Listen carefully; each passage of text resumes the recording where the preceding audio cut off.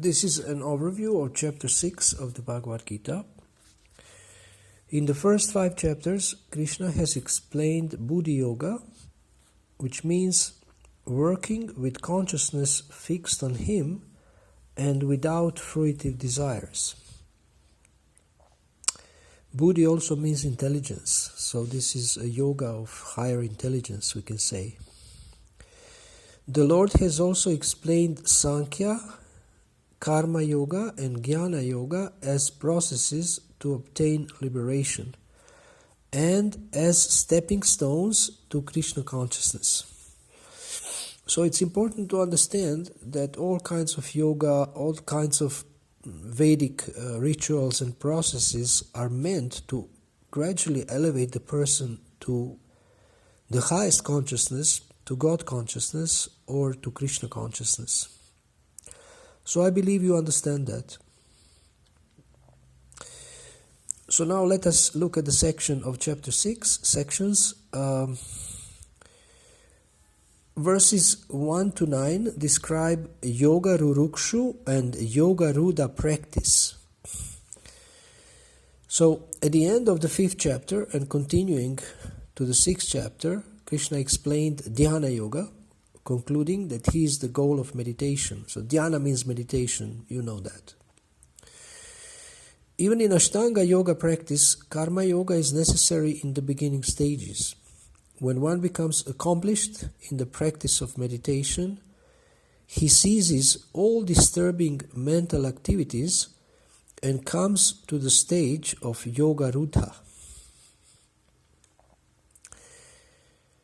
Then we have verses 10 to 27, they describe stages in yoga practice.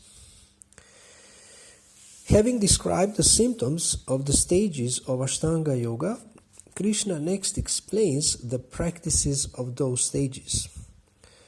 By practicing yoga with determination, controlling the mind, and fixing it on the Supersoul, one attains the stage of perfection called Samadhi, wherein one enjoys unlimited transcendental pleasure. So, important thing to note here is that when one attains this higher taste or spiritual pleasure, then actually he's not desiring or yearning for material pleasure from material situation, material sense gratification, material wealth, family, friends, kids, house, fame, all the things that people in the material world want. They cannot satisfy a person who has tasted the happiness of Samadhi, complete absorption in serving the Lord and loving the Lord. Then verses 28 to 36 describe perfection of yoga and realization of Krishna as Supersoul.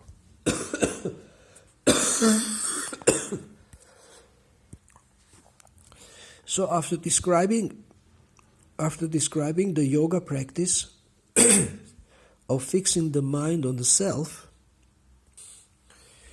on fixing the mind on the Supreme Self, Krishna explains the realization of a yogi.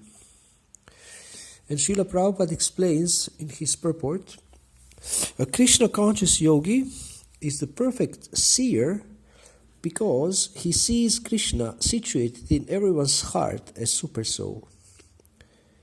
He sees Krishna everywhere and everything in Krishna.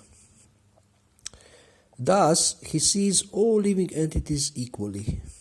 Now that's difficult. That's very difficult. It's not easy. And in the last part, Arjuna rejects the Ashtanga Yoga system as impractical because his mind appears to be uncontrollable. Krishna assures Arjuna that it is possible to control the mind by constant practice and detachment. The next section describes the destination of the unsuccessful yogi, verses 37 to 45. Arjuna is doubtful about the destination of the unsuccessful yogi, but Krishna assures him that the yogi's next birth will be auspicious, giving him another chance for self-realization. So, Shuchinam Srimatam Gehe Yoga Brashto Vijayate, you either are born in the house of Shuchi, of a Brahmana, or Srimatam, a rich person, aristocratic person, and you have a better chance for practicing self-realization in those situations. You may be born in the home of a devotee also, which is the best. And finally, the last section of chapter 6 is last two verses, 46 and 47. They describe the topmost yogi. Krishna concludes his description of Ashtanga Yoga or Sankhya Yoga by comparing the yogis to karmis, jnanis and tapasvis.